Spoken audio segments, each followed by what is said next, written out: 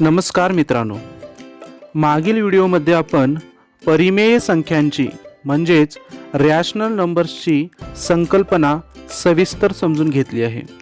त्या व्हिडिओचे लिंक डिस्क्रिप्शनमध्ये दिली आहे। आपण पाहिले की ती प्रत्येक संख्या जी अंश व छेद रूपामध्ये व्यक्त करता येते ती परिमेय संख्या असते। समजा अंश m व छेद n घेतला तर m छेद n ही संख्या परिमेय संख्या आहे। पण m हा कोणताही पूर्णांक असावा व n हा शून्याला सोडून कोणताही पूर्णांक असावा, म्हणजेच n हा शून्येतर पूर्णांक संख्या असावा, म्हणजे n बरोबर शून्य नसावे। त्याचप्रमाणे एका आकृतीच्या सहाय्याने आपण हे देखील अभ्यास केला की नैसर्गिक संख्या, पूर्णांक संख्या, पूर्ण संख्या व सर्व अपूर्णांक हे परिमेय संख्याचेच भाग आहेत। परिमेय संख्या या सर्व संख्या समूहांना सामावून घेणारा एक मोठा समूह आहे। या व्हिडिओमध्ये आपण काही कृती घेऊ ज्यामुळे परिमेय संख्यांची आपली समज वाढेल। खालील सारणीचे निरीक्षण करा व ती पूर्ण करा। सारणीमध्ये योग्य त्या खुणा करायच्या आहेत। ऋण 3 या संख्याच्या संदर्भातील खुणा आधीच केलेल्या आहेत। या खुणा दर्शवत आहेत की ऋण 3 ही संख्या नैसर्गिक संख्याच्या व अपूर्णांक संख्याच्या समूहामध्ये येत नाही, पण पूर्णांक संख्या व परिमेय संख्याच्या समूहामध्ये ही संख्या येते। अशाच प्रकारच्या खुणा आपल्याला इतर संख्याच्या संदर्भात करायच्या आहेत। 5 नैसर्गिक संख्याच्या व पूर्णांक संख्याच्या समूहामध्ये आहे, पण 5 एक पूर्णांक असल्यामुळे तो अपूर्णांक संख्यांच्या समूहामध्ये येणार नाही। आता 5 ही संख्या परिमेय संख्या आहे का? 5 ला 5/1 अशा प्रकारे अंश व छेदाच्या रूपामध्ये आपण लिहू शकतो। अंशस्थानी व छेदस्थानी पूर्णांक संख्या असून छेदाच्या ठिकाणी शून्य येत नाही, म्हणून परिमेय संख्या असण्यासाठीच्या सर्व अटी ही संख्या पूर्ण करत आहे, म्हणून 5 परिमेय संख्या आहे। पुढील संख्या पहा, 0 नैसर्गिक संख्याच्या समूहामध्ये नाही, पण पूर्णांक संख्याच्या समूहामध्ये आहे। 0 पूर्णांक संख्या असल्यामुळे ती अपूर्णांक संख्याच्या समूहामध्ये नाही। आता 0 ही संख्या परिमेय संख्या आहे का? 0ला 0/1 अशा प्रकारे अंश व छेद रूपामध्ये आपण लिहू शकतो व इथे छेदस्थानी 0 नाही, म्हणून 0 एक परिमेय संख्या आहे। 3/5 मित्रांनो, 3/5 हा एक अपूर्णांक आहे, त्यामुळे ही संख्या नैसर्गिक संख्याच्या व पूर्णांक संख्याच्या समूहामध्ये येत नाही। तशा प्रकारच्या खुणा आपण इथे करून घेऊ। आता 3/5 या संख्याला अंश व छेद रूपामध्ये लिहिलेले आहे व अंशाच्या ठिकाणी व छेदाच्या ठिकाणी पूर्णांक संख्या असून छेदाच्या ठिकाणी 0 नाही, म्हणून 3/5 ही एक परिमेय संख्या आहे। पुढील संख्या पहा, ऋण 8/7। आता ऋण 8/7 ही संख्या देखील एक ऋण अपूर्णांक आहे, म्हणून ही संख्या नैसर्गिक संख्याच्या व पूर्णांक संख्याच्या समूहामध्ये नाही। तशा खुणा करून घेऊ। ऋण 8/7 ही संख्या अंश व छेद रूपामध्ये लिहिलेली असून अंशस्थानी व छेदस्थानी पूर्णांक संख्या आहे व छेदाच्या ठिकाणी 0 नाही, म्हणून ही संख्या परिमेय संख्या आहे।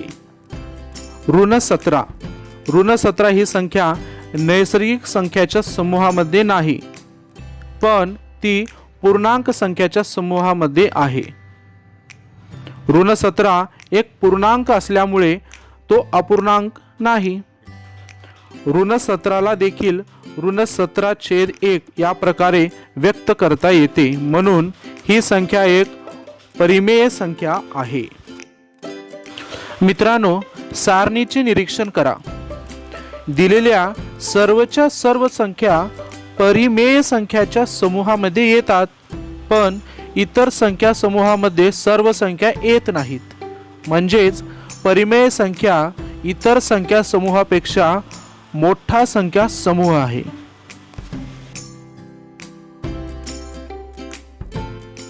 मित्रांनो, परिमेय संख्याचे महत्त्व समजून घेण्यासाठी आपण आणखी एक कृती करू.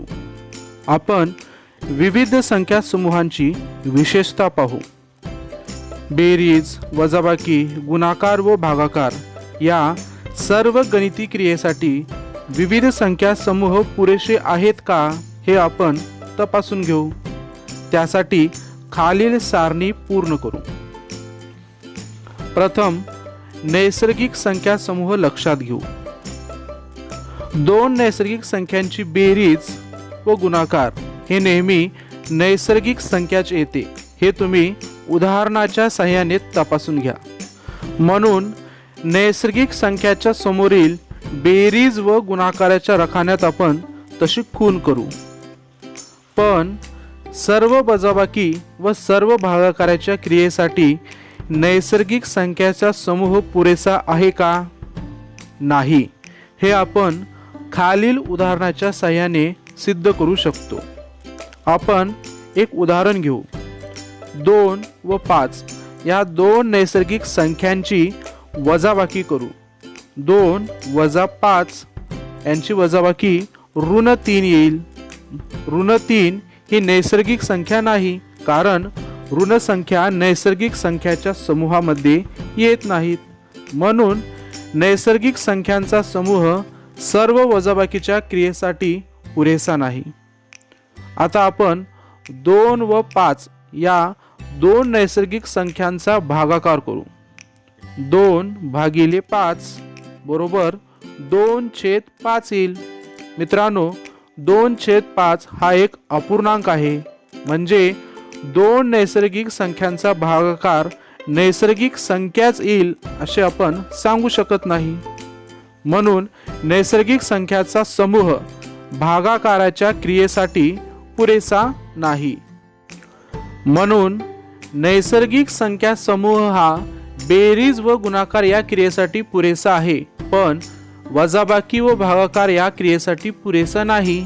म्हणजेच दोन नैसर्गिक संख्यांची वजाबाकी व भागाकार नैसर्गिक संख्या असेलच असे नाही. अशा प्रकारे पूर्णांक संख्या समूहाच्या बाबतीतही आपण प्रत्यक्ष उदाहरण घेऊन तपासून पाहू. मित्रांनो, तुमच्या लक्षात येईल दोन पूर्णांक संख्यांची बेरीज, वजाबाकी व गुणाकार हे नेहमी पूर्णांक संख्याच येते, पण दोन पूर्णांक संख्यांचा भागाकार हा नेहमी पूर्णांक संख्याच येईल असे नाही. उदाहरणासाठी 3 व 7 या दोन पूर्णांक संख्यांचा भागाकार घेऊ.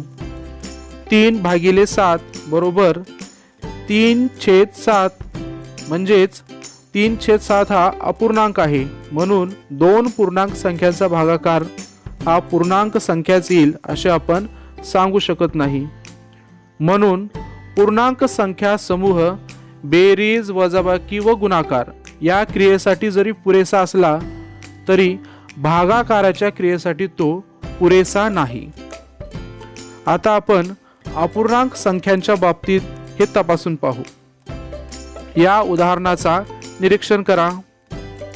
2 अपूर्णांकाची बेरीज 2 म्हणजेच एक पूर्णांक संख्या आली आहे.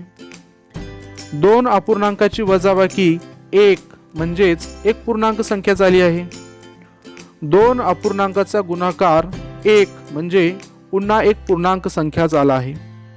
तसेच 2 अपूर्णांकाचा भागाकार देखील 1 आला आहे, म्हणजेच तो एक पूर्णांक संख्या आहे. यावरील चारही उदाहरणावरून आपण असे म्हणू शकतो की 2 अपूर्णांकाचा बेरीज किंवा वजाबाकी किंवा गुणाकार किंवा भागाकार अपूर्णांकच येईल असे आपण सांगू शकत नाही.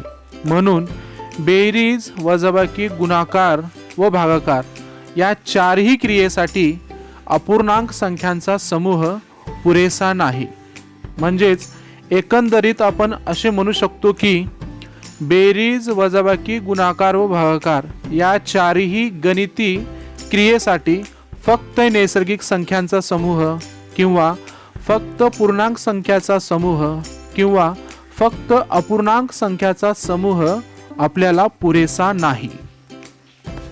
पण परिमेय संख्याच्या बाबतीत असे नाही, कारण दोन परिमेय संख्यांची बेरीज नेहमी परिमेय संख्याच येते. दोन परिमेय संख्यांची वजाबाकी ही नेहमी परिमेय संख्याच येते. दोन परिमेय संख्यांचा गुणाकार ही परिमेय संख्याच येतो व दोन परिमेय संख्यांचा भागाकार देखील परिमेय संख्याच येते. म्हणून परिमेय संख्यांचा समूह हा बेरीज, वजाबाकी, गुणाकार व भागाकार या सर्व गणिती क्रियेसाठी पुरेसा आहे, मात्र शून्याने भागता येत नाही.